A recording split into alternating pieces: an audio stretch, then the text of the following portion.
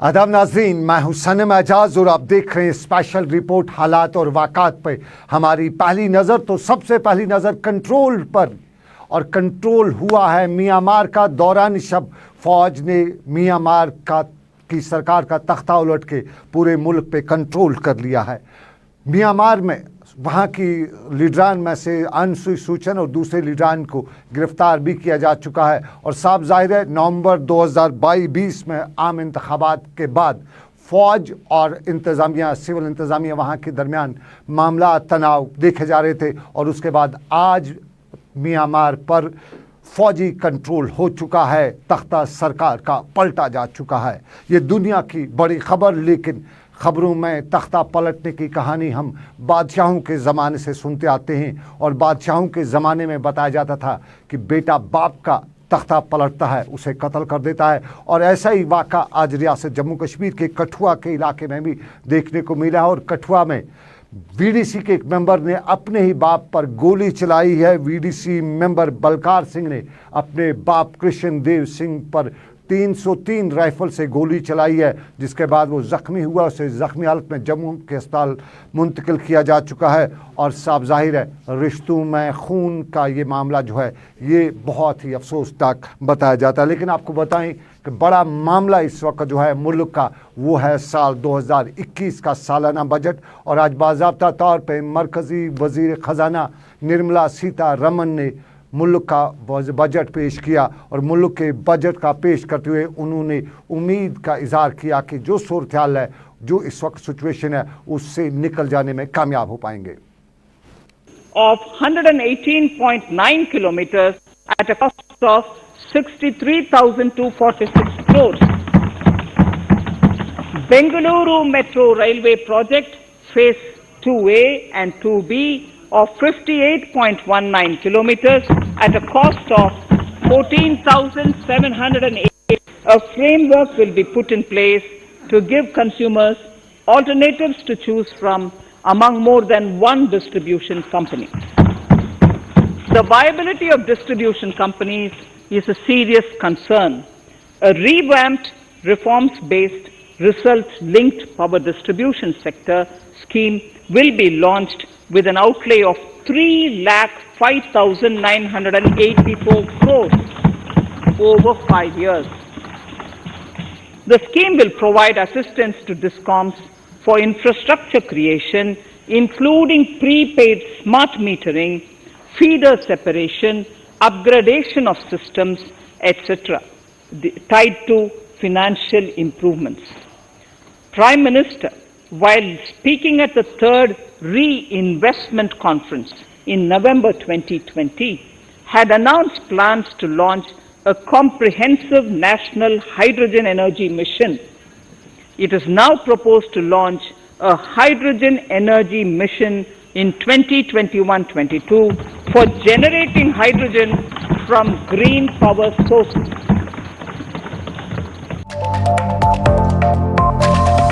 निर्मला सीतारमण मुल्क का बजट पेश करते हुए, लेकिन आपको नाज़रीन बताएं जो खास नुकात आज के बजट में, उसमें सबसे पहले 20 साला निजी गाड़ियों का अब दोबारा फिटनेस टेस्ट होगा, और 15 साला आपकी तजारती गाड़ियों का दोबारा से फिटनेस टेस्ट होगा। ये बजट की खास बात। और उसके साथ साथ जम्मू कश्मीर के हवाले से देखा जाए तो जम्मू कश्मीर के लिए आज गैस पाइपलाइन को बाज़ाब्ता तौर पर मंजूरी भी मिली इस बजट में, उसके लिए रकूमात भी मखसूस की गई। और साथ साथ में तालीम को बढ़ावा देने के लिए, लद्दाख खित्ते के लिए एक सेंट्रल यूनिवर्सिटी कायम करने का बाज़ाब्ता तौर पर आज के बजट में ऐलान भी किया गया। और इस सारे के बीच में जहाँ गैस की बात हुई, जहाँ सेंट्रल यूनिवर्सिटी की बात हुई, वहीं वो 70 साल से ज़्यादा उम्र के, 75 साल से ज़्यादा उम्र के जो बुज़ुर्ग हैं उनके लिए छूट दी गई। इनकम टैक्स रिटर्न भरने में उन्हें जो छूट दी गई है, वो आज के बजट की खास बात हुई। और कश्मीर वादी में इस बजट पर बहुत से लोगों की नज़र थी। कड़ाके की ठंड चल रही है कश्मीर में, तो सुबह ही सबसे पहले नज़र थी, क्योंकि ये बजट जो है कि जिन हालात में पेश किया गया है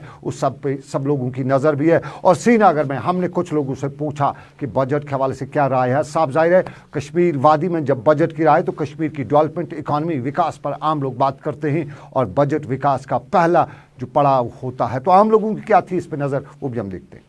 अनएम्प्लॉयमेंट हटाने की बात होती तो वो बात अलग थी, उसके लिए कोई पॉलिसी लेके आते, that would have been better. देखिए, अगर इस सीएनजी की बात करेंगे, पहले इस सीएनजी वाली टेक्नोलॉजी के बारे में हम बात करेंगे, जो गाड़ियों में किस तरह का फ्यूल आता है। अगर जो बहुत सारे स्टेट्स में पहले से ही इंट्रोड्यूस हो चुका है, लेकिन टेक्नोलॉजी आने के बाद अभी बहुत सारे ऐसे बरस हो गए हैं जब हमारे कश्मीर में अभी भी इस चीज़ की किल्लत थी और इस चीज़ को अलाउ नहीं किया जा रहा था। पॉइंट है कि इसी दौर में इसको अलाउ क्यों किया गया। अगर आप इस चीज़ पर अभी बजट में डिस्कस कर रहे हैं, लेकिन आप देखिए उससे पहले हमारे कश्मीर की जो बैकबोन मानी जाती है वो टूरिज़्म है। तो टूरिज़्म पिछले 2 साल से पूरा ठप पड़ा है। जब आर्टिकल को एब्रोगेट किया गया, उसके बाद कोरोना पूरी दुनिया में उसका कहर ढाया गया, उसके बाद अब अगले सीज़न पे उसकी उम्मीदें हैं, लेकिन पहले हमें उन चीज़ों को बूस्ट करना है जिस पे यहाँ की जो कारोबार है वो डायरेक्टली और इनडायरेक्टली दारोमदार है। आप देखिए अनएम्प्लॉयमेंट रेट हमारे कश्मीर में कितना बढ़ चुका है। अगर आर्टिकल एब्रोगेशन से अभी तक की बात करेंगे तो तकरीबन 7 लाख से ज़्यादा ऐसे एम्प्लॉय है जो बेरोज़गार हो चुके हैं और 50,000 करोड़ से ज़्यादा जो नुकसान है वो अगस्त तक हो चुका था। अगस्त से अब अभी तक कितना टाइम हो चुका है उससे आप खुद अंदाज़ा लगा सकते हैं। लेकिन मुझे लगता है कि पहले हमें उन बेसिक चीज़ों पे ध्यान देना चाहिए जो डायरेक्टली और इनडायरेक्टली रिलेट करते हैं यहाँ के यूथ्स के साथ। जो पेंडिंग प्रोजेक्ट्स है, जो प्रोजेक्ट्स ऐसे हैं जिन प्रोजेक्ट्स की वजह से कश्मीर तरक्की करेगा, तो पहले उन प्रोजेक्ट्स पे ध्यान देना है, न कि डायरेक्टली। आप देखिए किस तरह से पहले 4G किस तरह से हमारे कश्मीर में 4G को बूस्ट किया गया। तब कोई ऐसा नहीं था जो 4G की लाइन में नहीं लगा था। अब पौने 2 साल से हम 4G के लिए तरस रहे। बजट में बताया गया है कि यहाँ पर कश्मीर में CNG हम देने वाले हैं, लेकिन अगर वही हम बात करेंगे, काफ़ी ज़्यादा जो डेवलपमेंट प्रोजेक्ट्स है अभी भी पेंडिंग है। उसमें अगर हम देखेंगे हाईवे का जो प्रोजेक्ट है बिल्कुल ऐसे ही है। आए दिन जो है एक्सीडेंट्स होते रहते हैं, तो उसमें काफ़ी ज़्यादा जान जो है ज़िया हो जाते हैं।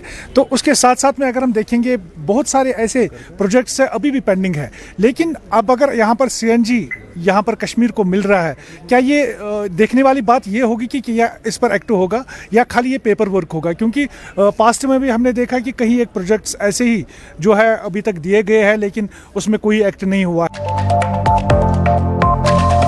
चलिए, आम लोगों की कश्मीर में बजट पे नज़र। साफ जाहिर है बहुत से प्रोजेक्ट्स यहाँ पे नामुकम्मल हैं, बहुत कुछ करना है। गैस पाइपलाइन बिल्कुल सही, उसकी ज़रूरत भी है, लेकिन उसके साथ साथ बहुत कुछ ज़रूरत है। लेकिन इन हालात में जो बजट पेश हुआ है, चाहे वो कोविड के हालात हों या इस वक्त बाकी दुनिया की जो इकानमी के हालात हैं, उन हालात में ये बजट और इस पर कश्मीरियों की पहली नज़र। लेकिन आपको नाज़रीन बताएं और भी मामला थे और मामलात में कोविड जहाँ दुनिया का सबसे बड़ा ख़तरा बराबर बना हुआ है, उसके हवाले से वैक्सीन की तैयारियां भी मुकम्मल हो चुकी हैं, वैक्सीन दिया भी जा रहा है। लेकिन कश्मीर में कोविड के साथ साथ एक और बला की बात भी की जा रही है। साउथ कश्मीर नहीं, नॉर्थ कश्मीर की हम बात करें। नॉर्थ कश्मीर के तुजर के इलाके में जानवरों को मुर्दा पाया गया। पहले एक गाय के स्वैब टेस्ट से मनफी रिपोर्ट आई है, उसके बाद कुछ जानवरों को मुर्दा पाया गया। और उसके तुजर के साथ साथ कुपवाड़ा के ऊपरी इलाके, टंगडार के इलाके में भी जानवरों को मुर्दा पाया गया, परिंदों को मुर्दा पाया गया। और तुजर से लेके टंगडार के इलाके तक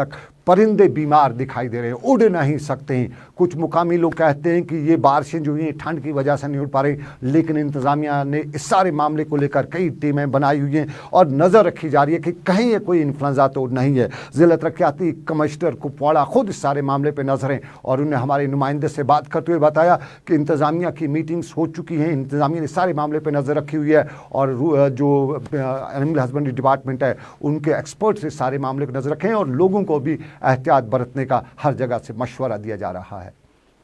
जैसे कि आपने कहा कि टंगदार से कुछ रिपोर्ट्स हैं, वहाँ पे कुछ क्राउज़ की रिपोर्ट है कि उनकी वो डेड बॉडीज़ मिली हैं और उसके अलावा 8 जो काउज़ हैं उनकी भी डेथ हुई है, जिसके बारे में हमने इमीडिएटली सब डिविजनल एडमिनिस्ट्रेशन को आगाह किया और इमीडिएटली उन्होंने जो वहाँ पे टीम्स थी एनिमल हस्बेंड्री की रैपिड एक्शन टीम्स, उनके ज़रिए से सैंपल्स हमने उठाए हैं। वो आज सुबह ही डिस्पैच किए गए हैं सेंट्रल लैब को फॉर टेस्टिंग।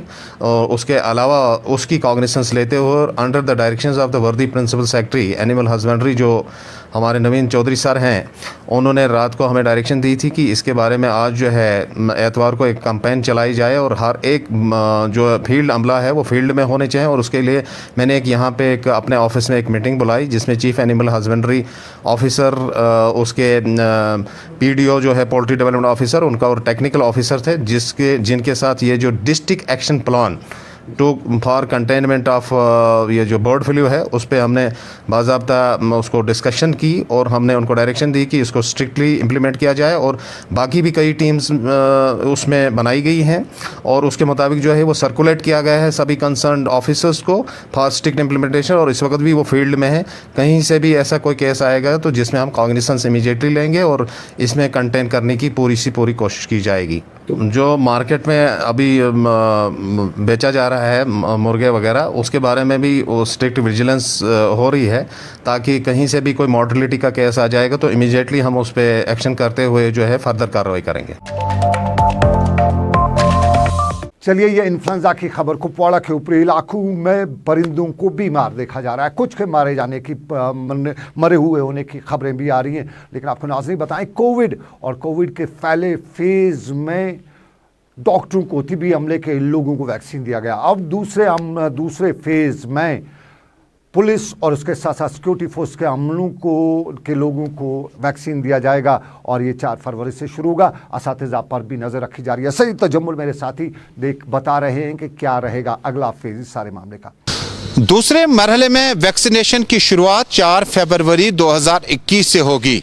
इस बार सिक्योरिटी फोर्सेस के साथ साथ जम्मू कश्मीर पुलिस के जवानों को भी इस दायरे में लाया जा सकता है।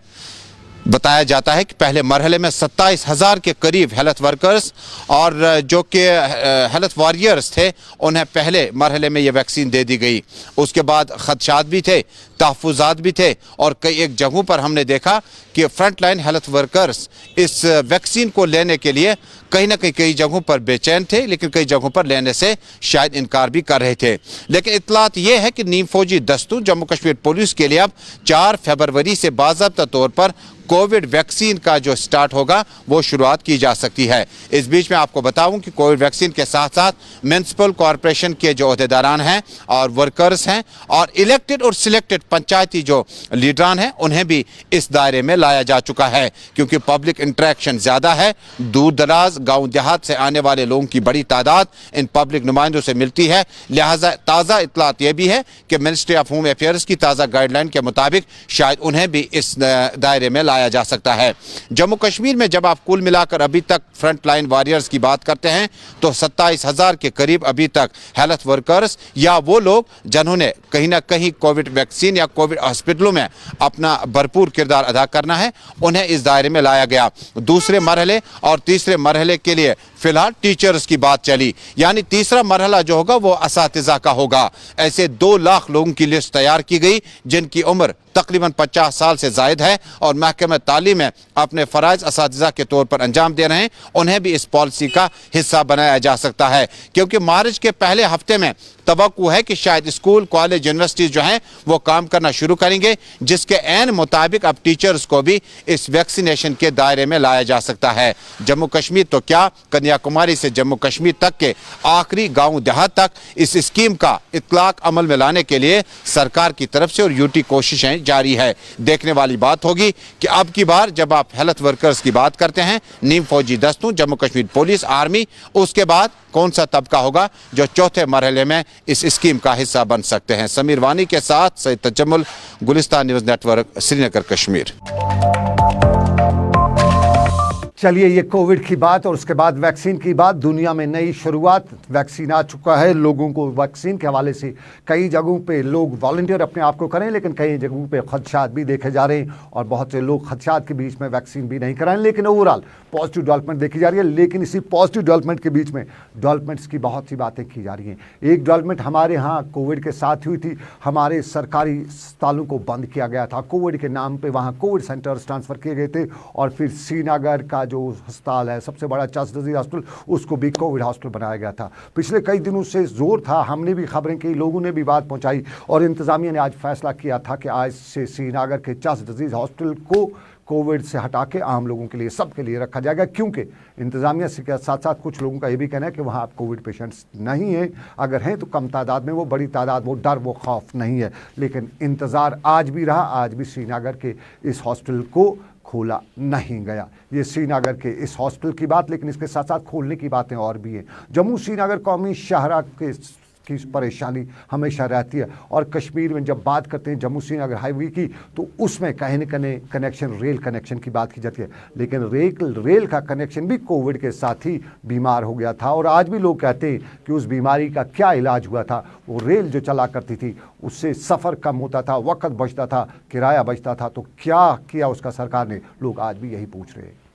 जैसा कि आप देख सकते हैं मार्च इलाके से यहाँ पर जो है रेलवे सिस्टम जो है वो टोटली खत्म है। कभी कभी इंजन आता है यहाँ पर सफाई करने के लिए। हम अब यहीं से घूम रहे कभी कभी आते हैं यहाँ पर फोटो वोटो उठाने। टोटली जो है ट्रांसपोर्ट सिस्टम है, रेलवे सिस्टम है यहाँ का। स्कूल भी खुल गए, कॉलेज भी खुल गए, लेकिन जो है रेलवे सिस्टम है वो अभी तक नहीं खुला है। ट्रेन कभी नहीं आ रही है यहाँ पर मार्च से। तो मुकामी बाशिंदे जो है यहाँ के पटन के, उनको बहुत ज्यादा तकलीफ हो रही है, क्योंकि ये एक ऐसा रूट है यहाँ पर जो कनेक्ट करता है बाकी बानिहाल वानिहाल जम्मू वम्मू जाना होता है। आज जनवरी फरवरी के सीजन में, विंटर्स में ज्यादा जाते हैं लोग पटन के, तो जो लोग उन्हें बहुत ही मुश्किलात का सामना दरपेश आता है। और अब आपको लगता है कि अगर ट्रेन खुलेगी, ट्रेन की वजह से यहाँ पे हम लोगों को जो कहीं जाते हैं उससे राहत मिलेगी? और साथ साथ में मुझे ये भी बता दीजिए कि स्कूल की आपने बात की, क्या आप चाहते हो कि स्कूल जल्द से जल्द खोला जाए? जी हाँ, स्कूल अब ऑर्डर भी निकला है कि मार्च से खुलेंगे। और जो बच्चे हैं वो अब घर में बैठे, जैसा कि बहुत ही ज्यादा परेशानियों का सामना आ रहा है, जैसा कि 11th-12th जो एक इम्पोर्टेंट क्लास होती है। और जो रेलवे सिस्टम में खुलना चाहिए, लोगों को बहुत ही ज्यादा आसानी से मिलेगी, और स्कूल अब खुलने चाहिए। ये रेल की बात, बारामूला से लेकर बानिहाल तक चलने वाली रेल, लेकिन बानिहाल से आगे के रास्ते का हाल आपको जानते ही हैं। बानिहाल से लेके रामबन तक का रास्ता, कौमी शाहरा का वो रास्ता परेशान कुन रास्ता है। बड़ी डेटें उस पर लगी हैं, कई बार बताया था कि अब ठीक होगा, अब मुकम्मल होगा, तब मुकम्मल होगा, लेकिन अभी मुकम्मल नहीं हो रहा है। और ये सारी परेशानी जम्मू श्रीनगर कौमी शाहरा पे चलने वाले लोगों को झेलनी पड़ती है। आज भी ये परेशानी रही। सुबह सुबह जम्मू श्रीनगर कौमी शाहरा को बंद किया गया, बताया गया कि बानिहाल टाप के आसपास के इलाकों में फिसलन है और उस वजह से शाहरा को बंद किया गया। लेकिन उसके बाद करीबन 11 बजे शाहरा को थ्रू भी किया गया। राहत की एक सांस तो मिली, लेकिन जिस रफ्तार से, कछुए की रफ्तार से इस पर ट्रैफिक चलता है, वो रफ्तार भी लोगों को लिए काफ़ी परेशान कुन है। और इसी रफ्तार के बीच में जब बात फिसलन की आती है, तो फिसलन के नज़ारे वादी कश्मीर के अक्सर इलाकों में देखे जा रहे हैं। बर्फ़ की तहें जम चुकी हैं, उन पर फिसलन है। और आज सुबह सुबह हल्की हल्की बर्फबारी भी कश्मीर वादी के कुछ हिस्सों में देखने को मिली। ये बर्फबारी, इससे राहत मिली। दौरानी शब का जो दर्जात -8, -9, -7 इस तरह का होता था, कुछ जगहों पे -12 का भी रिकॉर्ड हुआ है, तो उसमें आज किसी हद तक राहत आई। लेकिन ये राहत अभी भी राहत नहीं बन सकी है, पूरी राहत नहीं बन सकी है, क्योंकि माइनस ही चल रहा है। -4 का आज रात का दर्जरात श्रीनगर के कुछ इलाकों का, कुछ का 3, कुछ का 5, और ये सब कुछ सबके 5 तिगनी का नाच नचा रहा है। और इस तिगनी के नाच में पानी की पाइपें आज भी जमी रहीं। बाहर के नलकों का पानी तो चलता ही रहा। कोशिश के बाद उन्हें पानी, गर्म पानी डाला गया, कहीं उन्हें ब्लवर वगैरह से गरमाया भी गया, लेकिन अंदर के जो सीमेंट के से जो पाइपें गुजरी हैं, उनसे पानी का गुजर नहीं हो सका। और कुछ लोग ये भी कहते थे कि अभी बहुत इंतज़ार करना पड़ेगा इन पाइपों से पानी गुजारने के लिए, क्योंकि पानी अंदर बहुत ज़्यादा जम चुका है।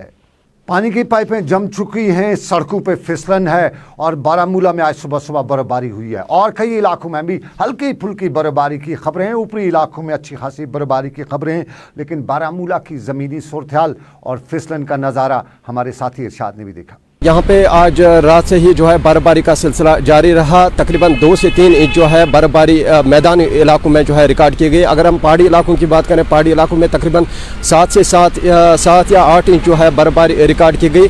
इस वक्त हम श्रीनगर मुजफ्फराबाद जो नेशनल हाईवे है, यहाँ पे हम मौजूद हैं। आप देख सकते हैं यहाँ पे मेरे पीछे जो गाड़ियाँ चलती है वो आहिस्ता आहिस्ता चलती फिरती दिखाई दे रही हैं। ताहम ड्राइवरों के साथ साथ जो मुकामी लोग हैं, इनको काफ़ी सारे मुश्किलातों का सामना करना पड़ रहा है। इस वक्त आप देख सकते हैं, क्योंकि इन 2-3 दिनों में जो है ठंड भी काफ़ी थी, पानी की जो है यहाँ पे अशद किल्लत है यहाँ पे इन इलाकों में। हालांकि इसके साथ साथ देखा जाए, इस वक्त आप देख सकते हैं फिसलन की वजह से लोगों को काफ़ी सारे मुश्किलात हो रहे हैं। अगर हम शुमाली कश्मीर के ज़िले बारामूला की बात करें, लगातार जो है इस फिसलन की वजह से जो ये कोहरा जमा हुआ है, आप देख सकते हैं यहाँ पे इस वक्त आप देख सकते हैं ये जो कोहरा जमा हुआ है, ये देखिए फिसलन ये लिपटी हुई है। हालांकि बर्फबारी की वजह से यहाँ पे लोगों को जो है काफ़ी सारे मुश्किलात हो रहे हैं। अब महकमे मौसमियात की तरफ से जो प्रेडिक्शन दी थी, आने वाले वक्त में जो है यहाँ पे बर्फबारी होगी और बारिशें होगी, उससे जो है आम मुकामी लोगों को जो है राहत मिलेगी। और इसके साथ साथ अगर हम पहाड़ी इलाकों की बात करें, पहाड़ी इलाकों में अभी भी जो है काफ़ी सारे मुश्किलात हैं। ये फिसलन और ये तूफान, और इसी तूफान के बीच में, कड़ाके की ठंड के बीच में, बहुत से लोग बता रहे हैं कि ठंड चल रही है, इसमें जीना मुश्किल हो रहा है, जीना दोबारा हो रहा है। लेकिन ज़रा गौर करिए, ये जो झोंपड़ी में रहने वाले लोग हैं, ये कैसे रह पाते होंगे इस कड़ाके की ठंड में। पिछले दिनों आपको याद होगा, खबर साउथ कश्मीर के कुलगाम के इलाके से आई थी। वहाँ पे 2 बच्चों की मौत भी वाक़ हुई, और किवा के काजीगुंड किवा के इस टिन शेड में रहने वाले लोगों की हालत ज़ार भी आप गौर कीजिए किस तरह की होगी। ये गरीब ख़ानदान, BPL कैटेगरी में सरकार मकान बनाने के लिए मदद करती है, रकूमात देती है, लेकिन ये झोंपड़ा कई सालों से सरकार के उन अरकान को नज़र नहीं आ रहा है जिनकी सरकार ने जिम्मेदारी लगा रखी है। गौर से देखिए, ये हमारे सिस्टम का एक वो पुर्जा है जो बहुत ढीला दिखाई दे रहा है। ये रूरल डेवलपमेंट डिपार्टमेंट की जिम्मेदारी थी, ये ज़िला तरक्याती कमिश्नर की जिम्मेदारी थी। जिम्मेदारी सरकार के उन पुर्जों की है, उनकी जिम्मेदारी ये थी कि कोई उनके इलाके में भूखा ना सोए, कोई नंगा ना रहे। लेकिन ये तस्वीर खुद बता रही हैं कि वो अपनी जिम्मेदारी किस तरह से निभा रहे हैं। गौर फरमाइए, गौर कीजिए, आप कड़ाके की ठंड में 4-4 लाफ 3-3 कम्बल लेके सोते हैं, और ये गरीब किस तरह से सोता होगा। कुछ जिम्मेदारी पड़ोसी की भी, कुछ वहाँ के इलाके के मौज़े शख्सियात की भी, और सरकार की पहली जिम्मेदारी थी, वो अगर नहीं निभा सकी तो आप भी निभा सकते थे ना। सठा शुक्रगुजार गुलिस्तानस की यमो यन मन गरीबन पर सान तुल योतान वत कि सठा शुक्रगुजार गुलिस्तान यह पोह बसान मतलब पहरेदार रात दह होचन मतलब कि कुल कट वारिया लट गो कि हमल इन पे मतलब कुल पे क्या पे नुकसान गो इन यह मोन बिचार नबर गई मजूर कर तम वन तूट यह बिचार बिल्कुल बिल्कुल सर अस गो यूता टाइम मतलब वनकन गई 6 वरी यम टीन शेडस मज काल सुबनस सुबनस काल काल सुबनस ये मतलब ये अवकाफ मतलब ये सारी प्रेसिडेंट जिम पगह सरपंच पान ये पगह वोटिंग योतनस वातान कि वन पन्ने हन नश कि त्रो सा वनकन वोट करो मतलब तुहद मसल हल मगर अस गई वनकन 6 वरी ये वुचान अस पोह बिचार सठा गरीब त्रिपाल दित यन वनकन वसान सठा गरीब मोन खानदारस गए 8-9 वरी गुजरम योर ना आव कह खुदाय नजर दिन यमिस योर ना आव नमिस कह पुरसाना तुलने योर ना आव क्यों या माज बसान यम साइड इन गई कम से कम 7-8 वरी ये टीन शड़स मज मगर इन कह बूझा पुरसाना क्या ये तुम घर जिन घर तुम मतलब लक्ष करोड़न मन तुमन आई शड़ दिन जॉइंट बिल्कुल गरीब बिचार यमिस योर छोड़ नजर दिवान। ये साउथ कश्मीर के किवा काजीगुंड इलाके की एक BPL फैमिली, और इसी BPL के हवाले से हमारे पास बहुत सी खबरें आई हैं। स्कूल एजुकेशन में 10% रिजर्वेशन है डिपार्टमेंट ऑफ स्कूल एजुकेशन में गरीब बच्चों के लिए, BPL कैटेगरी के लिए, कि वो सरकार और जो प्राइवेट जो ट्यूशन सेंटर्स हैं 10% को वहाँ पे मुफ्त में कोचिंग दी जानी होती है। लेकिन हमारे पास जो आदाद शुमार पहुँचे उन्हें देखते हुए हमारे रोंगटे खड़े होते हैं, और उस लिस्ट को हम खंगाल रहे हैं। हमने डायरेक्ट स्कूल एजुकेशन से भी बात की है, शायद कल तक उस पूरी स्टोरी को हम आप तक फाइल कर लें। हम बताएंगे कि ऊपर से जो दिखावा है वो अंदर से कितना खोखला है। उस लिस्ट को जब आप अंदर देखेंगे तो एक एक नाम 4-4 जगहों पर 4-4 इंस्टीट्यूट में जमा है। साफ जाहिर है वो हमें समझ नहीं आया कि 4-4 जगहों पर नाम क्यों। लिस्ट में तादाद तो 6000 से ऊपर की है, लेकिन अंदर का जब जमा तफरी करें तो ये तादाद हमें 1000 से ऊपर नहीं लगी। 5000 एडिशनल ऐड कैसे हुए यह भी अंदाज़ा ही किया जा रहा है, और इस मामले पे भी हम खबर नज़र बनाए हुए हैं, उस पर बाज़ाब्ता तौर पे बाखबर करेंगे। इंतज़ामिया को, सरकार के अहदेदारों को बताएंगे कि प्राइवेट इंस्टीट्यूशंस में जो BPL के नाम पे बच्चों को एडमिशन दिया जाता है उसमें भी शायद घोटाला हो सकता है। तहकीकात तलब मामला नज़र आ रहा है। लेकिन जब बात करें ज़मीनी हक़ाइक़ की, तो ज़मीनी हक़ाइक़ में फिसलन और फिसलन के बीच में हादसा भी हुआ है। कुछ कहते हैं फिसलन की वजह है, और कुपवाड़ा की एक जमा साला खातून की आज मौत वाक़ हुई है हादसे की वजह से। आल्टो कार से उनका हादसा हुआ है, और ये हादसा कुपवाड़ा के क्रालगुंड से सफ़र करते हुए एक फैमिली को हुआ है, जिसमें 4 दूसरे लोग ज़ख्मी भी हुए हैं। और यहाँ पे मुकामी ये पुल से फिसलने के बाद एक गहरी खाई में जब गाड़ी गिरी तो उसमें एक मासूम बच्ची, लगभग 20 से 25 साल की उम्र दरमियान की उम्र की एक बच्ची की मौत वाक़ हुई है, जबकि 4 दूसरे लोग ज़ख्मी हुए हैं। बड़े अफसोस की बात है कि सुबह सवेरे करालपोरा में एक ब्रिज से एक ऑल्टो स्किड कर गई। उसमें 5 आदमी सवार थे, उसमें मौके पे ही एक बच्ची की डेथ हुई है, मुझे बड़ा अफसोस है। और बाकी 4 जो थे वहाँ यहाँ कुपवाड़ा सब डिस्ट्रिक्ट अस्पताल में रेफ़र किए गए, जिनमें से 3 को ज़्यादा सीरियस पाते हुए उनके टेस्ट वगैरह किए गए, उनको रेफ़र किया गया है for special treatment to Srinagar. और एक जो है जिसकी अभी हमने खबर की तो ही इज़ अंडर ऑब्जर्वेशन, तो लगता है कि 1-2 घंटे तक अगर उसका नॉर्मल रहा, कोई कॉम्प्लिकेशन डेवलप नहीं हुई तो ही विल बी डिस्चार्ज्ड। तो बड़े अफसोस की बात है। We will try to assist them under Red Cross immediately. अभी मैं दफ्तर जाके जो है उनके लिए असिस्टेंस रिलीज़ कर दूँगा। और यही आवाम से अपील करूंगा कि अपनी ड्राइविंग जो है थोड़ा सा बड़ी एहतियात के साथ ड्राइव करें, क्योंकि थोड़ी थोड़ी बर्फ़ जो है आधे इंच के करीब या इंच के करीब कहीं कहीं पड़ी है, तो उसका कॉग्निसेंस लेते हुए जो फिसलन हो रही है तो उसके हिसाब से अपने आप को सेफली जो है वो बाहर रोड पे जो ड्राइव करें। खबर सरहदी जिला कुपवाड़ा की। हादसा वहाँ पे हुआ, लेकिन इसके साथ साथ बताएं कि डायरेक्टर रूरल डेवलपमेंट ने आज कुपवाड़ा का दौरा किया, ज़मीनी हक़ाइक़ को समझने और परखने की कोशिश की और इसके साथ साथ पंचायत मेंबरान के साथ साथ दूसरे अहदेदारों के साथ भी मीटिंग ली, उनके मामलात भी सुने, मसाइल उनके भी सुने और उन्हें हल करने का यकीन भी दिलाया। ख़ास तौर पर रूरल डेवलपमेंट की तामीर और तरक्की, जो देही तरक्की का महकमा जो है उसकी तामीर और तरक्की के हवाले से उन्हें जानकारी भी हासिल की थे। हाँ, कहीं पे हमारे किसी पंचायत में हमारी यही थी, MIS की प्रॉब्लम थी, जो मतलब पोर्टल के साथ लिंक नहीं थे पूरी तरह, उसमें कुछ टेक्निकल इश्यूज़ थे कहीं पंचायत में। वहाँ पे वो टेक्निकल इश्यूज़ हमने अब रिजॉल्व कर दिए हैं, अब उसमें कोई प्रॉब्लम नहीं। दूसरा था कि डिजिटल सिग्नेचर्स किसी सरपंच के पास नहीं थे, तो बाकी उसमें कुछ नहीं, अब पंचायत के पास ही है जो डिजिटल सिग्नेचर्स हैं या पेमेंट है। पंचायत सेक्रेटरी और सरपंच यही 2 कर रहे हैं पेमेंट, इन्हीं के थ्रू वो नरेगा की पेमेंट हो, 14th FC की पेमेंट हो, वो यही कर रहे हैं, उसमें कोई बाधा नहीं है हमारी तरफ से। इनको रिव्यू ले लिया है कि कहीं पे कुछ पंचायत ने अभी पैसा पूरी तरह लोगों को वागुजार नहीं किया है जिन्होंने काम किया है। उसमें वही है कि सरपंच को मैंने देखा कि क्या वजूहत हैं, वो सरपंच उनको पेमेंट रिलीज़ नहीं कर रहे हैं। 3rd पार्टी सर्वे हो गई थी 2011 की, उसी सर्वे के मुताबिक PMAY में पैसा रिलीज़ करना था। उसमें भी हमने स्क्रीन किया कि उसमें जिन्होंने बनाए थे उसमें आज की डेट में उनका स्टेटस चेंज हो गया है, वो उसमें हमने हिदायत दी थी वो डिलीट कर लें कि उनको नहीं मिला। उस वजह से उसमें भी बहुत सारे लगभग हमको 60,000 के करीब वो ख़त्म हो गए, वो डिलीट हो गए वो बेनिफिशरीज़। तो हमने कोशिश की कि उन्हीं को दें जो पूरी तरह मुस्तहिक है, उसके रिवेरीफाई कर दीजिए ग्राम सभा में कि जो भी बेनिफिशरीज़ हैं वो जेन्युइन हैं, कि कौन ज़्यादा मुस्तहिक है उसी को सीरियल नंबर 1 पे रखे, सीरियल नंबर 2 पे रखे। देखें कि 3rd टायर आ गया है अब DDC भी, यही कि पंचायत का 3 टायर सब फुली फंक्शनल हो जाएंगे इंशाल्लाह। इसमें भी नोटिफिकेशन निकलने वाली है अब। तो सारी जो एक बेस है कि पंचायती राज सिस्टम टोटलिटी में आने के लिए ये एक कामयाबी है हमारी UT के लिए।